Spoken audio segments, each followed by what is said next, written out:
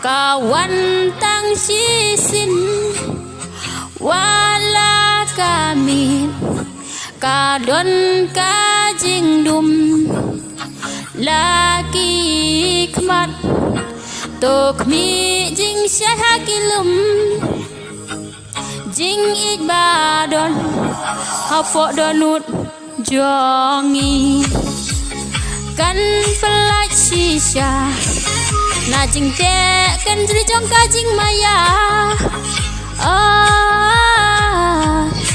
kad ba kapot kadang biang kenyangi tongin ya kemen ya syat halakasmi klem jing kuslai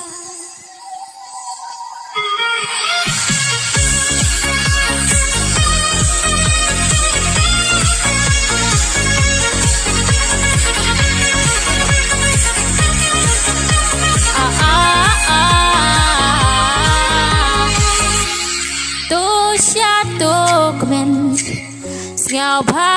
aku mensiksa jonga hakane ken kapor kabakor do syato syatken turwai atat kadai kapor jongi jonga bati swaba kapor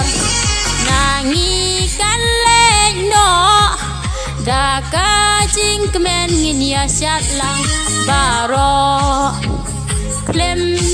jing kuslai kapor wat pensep kane pin of yo na hakum kane kalat bas ngau tenna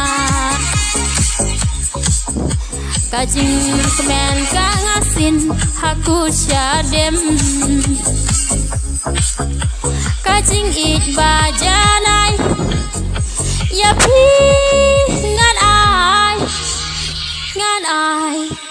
ngan ai jing it